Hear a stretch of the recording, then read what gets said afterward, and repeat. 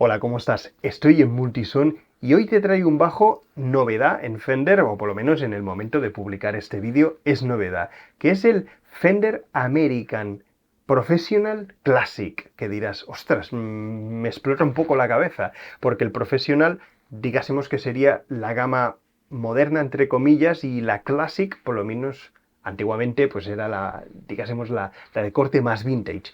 Así que ya te puedes imaginar que este bajo está un poquito entre medio de los dos mundos, un bajo pues entre lo clásico y lo moderno. Hoy te lo voy a presentar con todo detalle, pero antes de ir ya al análisis, por favor suscríbete, ya que todavía más o menos el 80% de visualizaciones son de gente que no está suscrita. Bien, pues este es el bajo, es el rojo Faded Dakota Red. Según como le da la luz, se me parece bastante al Fiesta Red, pero con un toque un poquito más rosado. La verdad que el color es espectacular. Cuando lo ves dices, wow, increíble. Entonces, ¿qué tiene de clásico y qué tiene de moderno este bajo? Aquí tenemos ya ese toque con los afinadores tipo Lollipop. Ah, pues tenemos ahí ese toque súper vintage. El mástil, pues el mástil se me hace algo generoso para ser un jazz bass. Evidentemente, pues el ancho serán los 38 típicos, pero veo un poquito más de carne en este mástil que en muchos otros jazz bass. Tenemos un acabado de trastes que está espectacular, está muy bien, y un acabado satinado que es una auténtica delicia. O sea que de momento, empezando por aquí, uh, todo pinta muy bien. ¿Dónde tenemos el ajuste del alma? Pues lo tenemos aquí, a diferencia de otros Classic, de los Vintera, etcétera, que dices, ostras, vale, que sí, que me gusta el sonido vintage, pero es un coñazo tener que sacar el mástil para poder ajustarlo. Aquí no, ¿vale? Pues tenemos esa parte moderna de la practicidad. Toda esta serie Classic lleva unas pastillas llamadas Coastland. En este caso, del 62, pastillas más o menos basadas en pastillas de los 60. Creo que dicho esto, podemos ya ir a probar. El encastre podría ser mejor, ¿vale? El encastre tiene holgura por ambos lados y holguras no pequeñas precisamente. Lo mismo que le pasaba al Ultra, que también he probado en esta misma sesión, que no sé qué les pasa a Fender. ¿Qué pasa? Que en China y en Indonesia hacen mejor los encastres. No lo entiendo, no lo entiendo. Pero bueno, esperemos que esto no sacrifique el sonido, ¿vale? Bueno, venga, dicho esto, vamos ya a escuchar este bajo.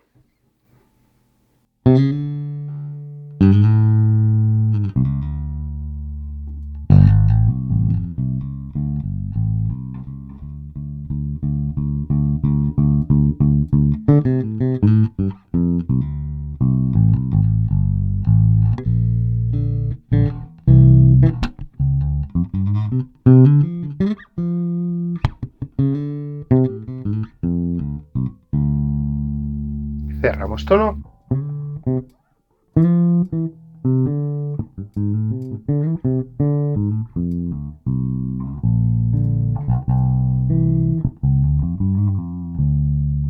Comentarte, importante, es que el tono pasivo es tipo Grease Bucket.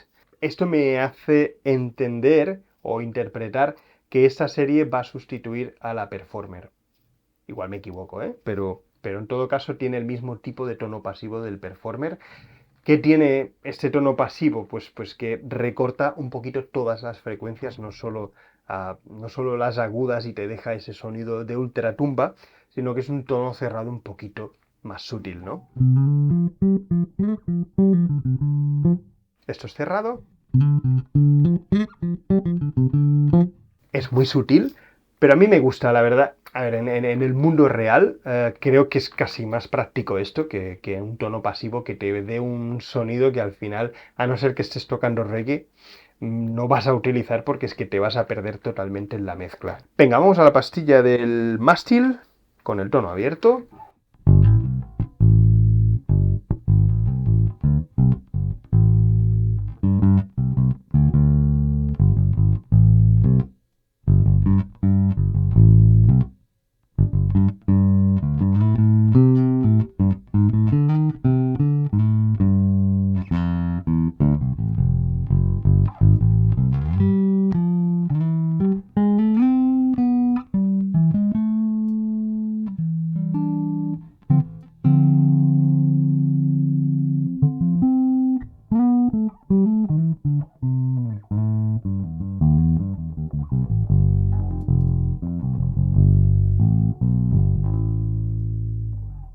bien, tiene ese tono maderoso sin ser demasiado grueso, no es una pastilla del Mástil que engorde el sonido excesivamente.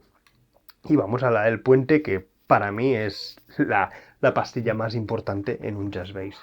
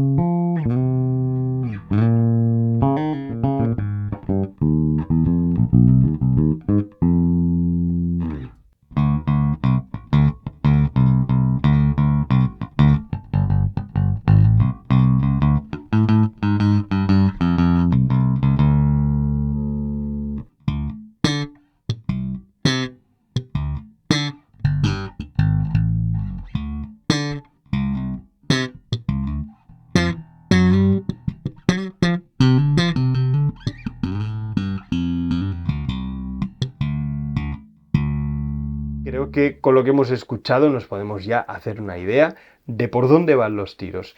Empezaremos en las valoraciones por el mástil. Un mástil satinado que es muy agradable, el acabado de trastes está súper bien. Los afinadores pues es un punto pues curioso, agradable, está bastante bien. La verdad que el mástil se le puede dar perfectamente un 8. La calidad de construcción ahí penaliza un poco el encastre, que podría ser bastante mejor. Por lo demás, pues no se ve nada fuera de lugar. La verdad que está bien. No sé, se le puede dar un 7,5 perfectamente. Peso balance. Vamos a aprovechar y vamos a pesar este bajo. Por lo pronto, tiene algo de cabeceo. Es un cabeceo, fíjate que sobre todo en el primer tramo se nota poco. Es un cabeceo bastante ligero. Muchas veces me preguntáis, ostras, es que yo veo que el mástil cae para abajo y dices que tiene buen balance. Engaña un poco, ¿vale? El balance lo tienes que sentir un poco en el momento. Estos son 4,3 kilos. De nuevo, estamos un poquito en la línea de los Jazz Bass Defender. 4,3 es un peso que está para un jazz bass, es más o menos dentro de lo normal, pero, jolín, yo preferiría que fuera un poquito más ligero. De todos modos, no es una cosa extrema y, bueno, como el balance no es excesivamente bueno, le vamos a dar un 6,5. Sonido. La verdad que a mí me ha dejado un poquito indiferente. Pero suena a lo que tiene que sonar. La pastilla del Puente especialmente tiene bastante chicha y está bien. El tono pasivo tipo Grace Bucket a mí personalmente me gusta, o sea que en ese aspecto nada negativo a destacar. Eso sí, pues el sonido lo encuentro normal. Ni muy bueno, ni la pastilla del mástil suena súper guay, ni las dos suenan súper a jazz bass setentero, aunque el sonido teóricamente es más de los 60, aunque tenga el diapasón de arce, ¿eh? Pero, no sé, a mí me ha dejado un pelín diferente. Después lo escucharé cuando lo edite, pero bueno, déjame en los comentarios qué te ha parecido el sonido. A mí no me ha matado. Le voy a poner un 7. Calidad-precio. Creo que estos son ya 1.500 euros. Ojo, aquí paramos el vídeo porque hay una pequeña confusión. Hice una búsqueda por internet y encontré una unidad, a saber si era B-Stock o algo así, por 1.500 euros. Pero ese no es el precio, son 1.800 euros. Por lo tanto, creo que calidad-precio difícilmente se le puede poner una nota superior al 6 o al 6,5. Creo que es un precio ya bastante elevado y que defectos como el neck pocket, como el encastre, son, diría yo, imperdonables en ese nivel de precios. Así que, como conclusión general, no diría que es una mala compra, porque el bajo suena bien. Después de editar el vídeo, veo que suena tiene ese sonido ronco que suena bastante bien, sobre todo al principio del vídeo. El slap no suena demasiado bien, sobre todo por la acción, porque era bastante difícil de tocar. Pero bueno, a ver, no está mal, pero es que ya por 1.800 euros yo directamente iría un poquito hacia los 1.900, 2.000, porque ya por ese precio puedes encontrar unidades del Pro 2 que creo que por lo menos las unidades que he probado estaban mejor acabadas que estos American Professional Classic, que vaya para aprenderse el nombre.